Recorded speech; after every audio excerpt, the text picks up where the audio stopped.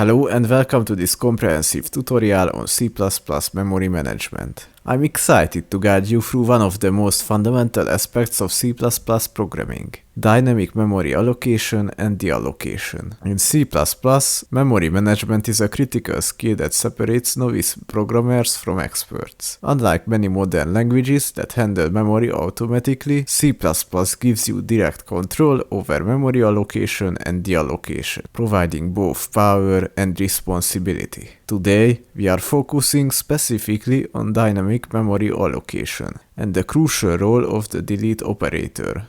When you write C++ programs, you have two main types of memory at your disposal: the stack and the heap. The heap is where dynamic memory allocation happens, and it's managed using the new and delete operators. Why is understanding delete so important? Well, in C++, when you allocate memory using the new operator, that memory isn't automatically freed when you are done with it. If you don't explicitly release this memory using delete, your program will experience what we call a memory leak. Allocated memory that can't be reused, gradually consuming your system's resources. This tutorial will walk you through everything you need to know about proper memory management in C++, from basic allocation and deallocation to best practices and common pitfalls to avoid. By the end, you will have a solid understanding of how to manage memory effectively in your C++ programs, leading to more efficient, stable, and professional code. Let's dive in and explore the world of C++ memory management together. In C++, one of the most powerful features at your disposal is dynamic memory allocation. Unlike languages with automatic garbage collection, C++ gives you direct control over memory management, which means both greater power and greater responsibility. Let's start with some context. When your C++ program runs, it has access to different types of memory. There is the stack, which is used for local variables with automatic storage duration. These are created and destroyed automatically as functions are called and returned. Then there is the heap. This is where dynamic memory allocation happens. The heap is a region of your computer's memory that allows for manual allocation and deallocation of memory blocks during your runtime. This is incredibly useful when you don't know how much memory you will need until your program is actually running. For example, when you are creating data structures like linked lists, trees, or when you are handling user input of variable size. To allocate memory on the heap in C++, we use the new operator. This operator requests a block of memory from the system and returns a pointer to the beginning of that block. You can then use this pointer to access and manipulate the allocated memory. But here is the critical part. And this is where many C++ beginners stumble. When you allocate memory using new, that memory isn't automatically freed when you are done with it. The system doesn't know when you are finished using that memory, so it's your responsibility to tell the system when you are done. This is where the delete operator comes in. The delete operator is used to release memory that was previously allocated with new. If you don't use delete to free memory that you have allocated with new, your program will experience what we call a memory leak. A memory leak occurs when allocated memory is no longer being used by your program but hasn't been freed. Over time, these leaks can accumulate, causing your program to consume more and more memory, potentially leading to system slowdowns or even crashes. This is why understanding and properly using the delete operator is absolutely essential for writing robust C++ programs. It's not just about good practice, it's about ensuring your program runs efficiently and reliably. In the following sections, we will dive deeper into how dynamic memory allocation works, explore the role of delete in detail, and learn best practices for managing memory in C++. Now that we understand why memory management is so important in C++, let's dive deeper into how dynamic memory allocation actually works. At the heart of this process is the new operator, which is C++'s built-in mechanism for requesting memory from the heap. The new operator performs two crucial functions. First, it allocates the requested amount of memory on the heap. Second, it returns a pointer to the beginning of that allocated memory block. This pointer is your handle to access and manipulate the memory you have just requested. Let's look at the syntax. When you want to dynamically allocate memory for a single variable, you use the new operator followed by the data type. For example, what's happening here? We are declaring a pointer variable named pointer that can point to an integer. Then we are using the new operator to allocate enough memory to store a single integer on the heap. The new operator returns the address of this newly allocated memory, which we store in our pointer variable called pointer. Now that we have this memory allocated, we can use the pointer to store a value in that memory location. The asterisk here is the dereference operator. It allows us to access the memory that pointer points to. In this case, we are storing the value 10 in that memory location. Let's look at a complete example. In this example, pointer is a pointer that points to a single integer allocated on the heap. We assign the value 10 to this integer and then print it out. It's important to note that the pointer variable pointer itself is stored on the stack, but memory it points to, where the value 10 is stored, is on the heap. This distinction is crucial for understanding memory management in C++. You can also allocate arrays dynamically using the new operator with square brackets. This allocates enough memory to store 5 integers consecutively on the heap and returns a pointer to the first element. Dynamic memory allocation is particularly useful when you don't know the size of the data at compile time. For example, if you are reading data from a file or getting input from a user, you might not know how much memory you will need until the program is running. However, with this power comes responsibility. When you allocate memory using new, that memory remains allocated until you explicitly free it. If you don't free the memory, it leads to memory leaks, which we will discuss in more detail in the following sections. Now that we understand how to allocate memory using the new operator, let's focus on the equally important counterpart, the delete operator. If new is about acquiring resources, delete is about responsibly releasing them. Primary purpose of the delete operator is straightforward. It frees memory that was previously allocated with new. This is absolutely crucial for preventing memory leaks in your programs. When you allocate memory using new, that memory remains allocated until your program ends or until you explicitly free it with delete. If your program runs for a long time or if you are repeatedly allocating memory without freeing it, you will gradually consume more and more of your system's resources. Think of it like borrowing books from a library. If you keep checking out books without ever returning them, eventually the library will run out of books. Similarly, if you keep allocating memory without freeing it, eventually your system will run out of available memory. When you call delete on a pointer, several things happen behind the scenes. First, if the allocated type is a class or struct with a destructor, that destructor is called.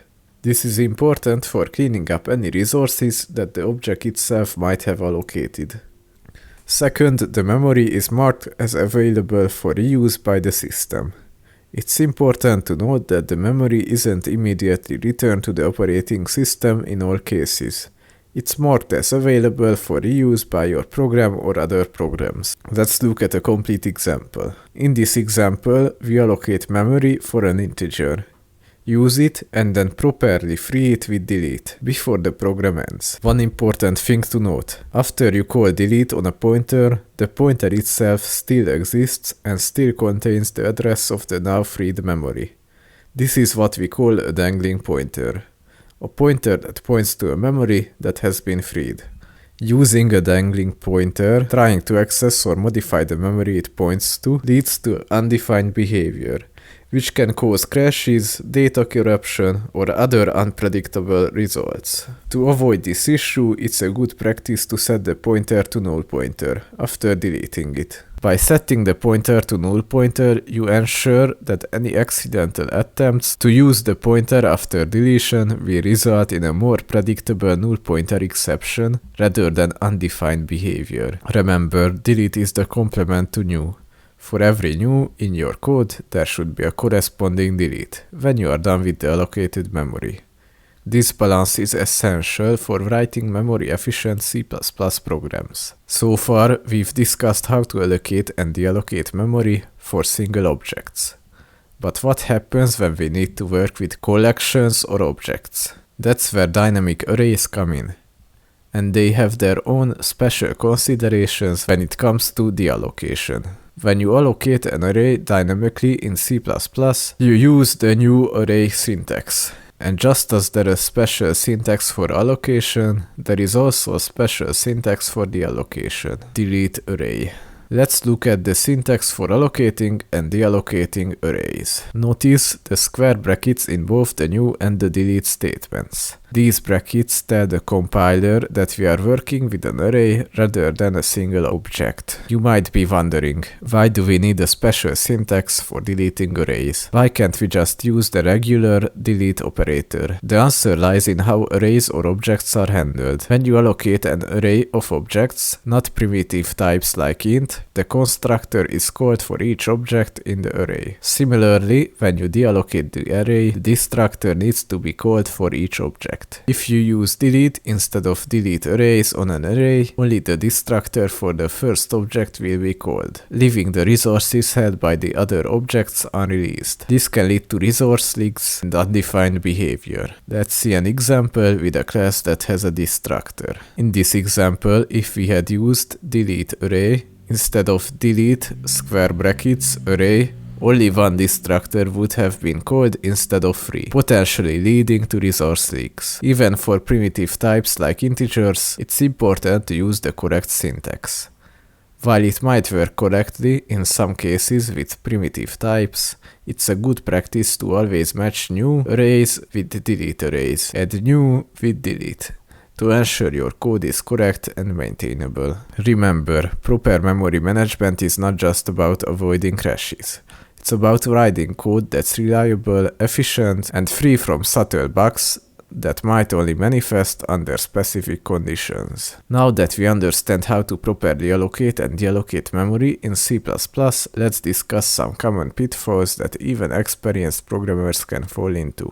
Being aware of these issues will help you write more robust and reliable code. One of the most dangerous mistakes you can make is deleting the same memory twice. This is known as double deletion, or double free. When you delete memory that has already been freed, you are asking the system to perform an invalid operation. This leads to undefined behavior, which can manifest as crashes, data corruption, or even security vulnerabilities. The program is particularly insidious because the effects might not be immediately visible. Your program might appear to work correctly in some cases, but fail unpredictably in others. To avoid double deletion, always set pointers to null pointer after deleting them, and check for null pointer before deletion. We've mentioned memory leaks several times, but they are worth emphasizing again because they are one of the most common issues in C++ programs. Memory leak occurs when you allocate memory but never free it. Over time, these leaks can accumulate, causing your program to consume more and more memory. Memory leaks can happen in several ways. Forgetting to call delete on an allocated memory.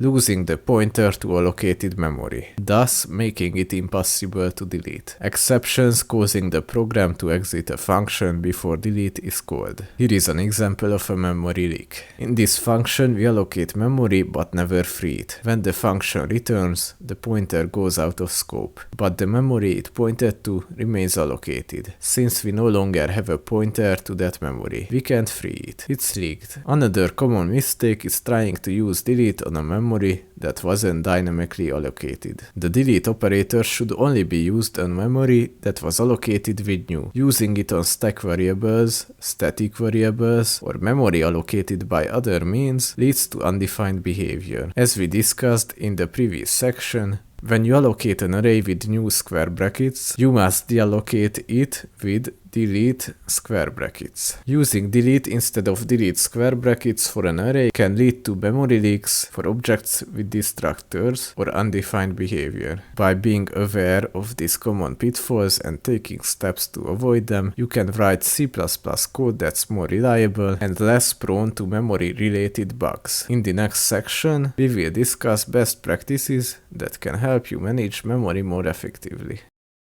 Now that we have covered the basics of memory management in C++ and discussed common pitfalls to avoid, let's focus on best practices that will help you write more robust, maintainable, and efficient code. In modern C++, one of the most important best practices is to use smart pointers whenever possible, instead of raw pointers. Smart pointers are wrapper classes that manage memory automatically, helping you avoid memory leaks and other common issues. The C++ standard library provides several types of smart pointers. The unique pointer is for exclusive ownership, when only one pointer should own the memory at a time. Shared pointer is for shared ownership, when multiple pointers might need to access the same memory. Weak pointer is a non-owning reference to memory managed by a shared pointer. Here is an example of using unique pointer. The beauty of smart pointers is that they handle memory deallocation automatically when they go out of scope,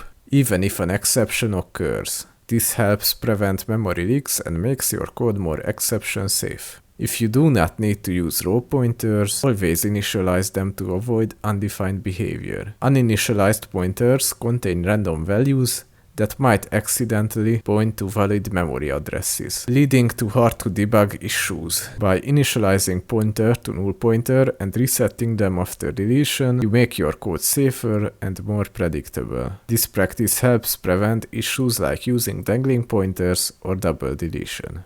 RAII, Resource Acquisition is Initialization. This term is a programming idiom that ties resource management to object lifetime. The idea is simple but powerful. Acquire resources in constructors and release them in destructors. This approach ensures that resources are properly released even when exceptions occur. Since destructors are automatically called when objects go out of scope, resources are automatically cleaned up. Here is a simple example of RAII. In this example, the Resource Manager class handles the acquisition and release of resource. When the Resource Manager object goes out of scope, its destructors is automatically called, ensuring that resource is properly released. Smart pointers are actually an implementation of RAII for memory management. They acquire memory in their constructors and release it in their destructors. Instead of managing dynamic arrays manually, consider using standard library containers like std_vector, std_array, or std_list. These containers handle memory management for you and provide additional functionality. By following these best practices, you can write C++ code that's more robust, maintainable, and less prone to memory-related bugs. Remember, good memory management is not just about avoiding crashes. It's about writing code that's reliable and efficient in all situations. Now that we have covered the theory and best practices of memory management in C++, let's put everything together with a practical demonstration. We will create a simple class and show how dynamic allocation and deallocation work in a real-world scenario. Let's walk through this example step by step. First, we define a simple class called myClass with a constructor, destructor, and a method called doSomething. The constructor and destructor print messages so we can see what they are called. In the main function, we have two parts. In part 1, we create a single myClass object dynamically using new. This allocates memory for the object on the heap and calls its constructor. We then use the object by calling its doSomething method. Finally, we free the memory using delete, which calls the object's destructor and returns the memory to the system. We also set the pointer to null pointer as a safety measure. In part 2, we create an array of 3 myClass objects using new square brackets. This allocates memory for 3 objects consecutively on the heap and calls the constructor for each one. We then use each object in the array. Finally, we free the entire array using delete square brackets, which calls the destructor for each object and returns the memory to the system. Again, we set the pointer to null pointer as a safety measure. When you run this program, you will see the constructor and destructor messages, which help visualize the life cycle of the objects. This output confirms that the constructor is called when objects are created, the destructor is called when objects are deleted. For arrays, the constructor and destructor are called for each object. This demonstration illustrates the complete life cycle of dynamically allocated objects in C++, from creation to destruction. It shows how proper memory management ensures that resources are correctly acquired and released. Remember, in real-world application, you would typically use smart pointers or containers instead of raw pointers to make your code more robust and less prone to memory leaks. But understanding the underlying mechanisms of dynamic memory allocation and deallocation is essential for becoming a proficient C++ programmer. We have covered a lot of ground in this tutorial about C++ memory management and the delete operator. Let's take a moment to recap the key points we have discussed. Dynamic memory allocation is a powerful feature in C++ that allows you to request memory at runtime using the new operator. This gives you flexibility when you don't know how much memory you will need until your program is running. However, with this power comes responsibility. The delete operator is the essential complement to new. It frees memory that was previously allocated, returning it to the system for reuse. Without proper use of delete, your programs risk memory leaks, which can gradually consume your system resources and lead to performance degradation or crashes. We have learned that when you allocate arrays using new, you must use delete to free them correctly. This ensures that destructors are called for each object in the array and that the entire block of memory is properly released. We have also discussed common pitfalls to avoid, such as double deletion, memory leaks, using delete on stack variables, and forgetting to use delete square brackets for arrays. Being aware of these issues will help you write more robust and reliable code. In modern C++, we have better tools at our disposal, such as smart pointers and standard containers, which handle memory management automatically. These tools implement the RAII idiom, which ties resource management to object lifetime, making your code more exception safe and less prone to memory leaks. Our demonstration example showed the complete life cycle of dynamically allocated objects from creation to destruction, illustrating how constructors and destructors are called at the appropriate times. Remember, proper memory management is not just about avoiding crashes. As you continue your journey with C++, keep these principles in mind. Practice writing code that manages memory correctly and gradually incorporate modern C++ features like smart pointers, containers into your projects. With time and experience, proper memory management will become second nature, and you will be well on your way to becoming a proficient C++ programmer. Thank you for joining me in this tutorial. Happy coding!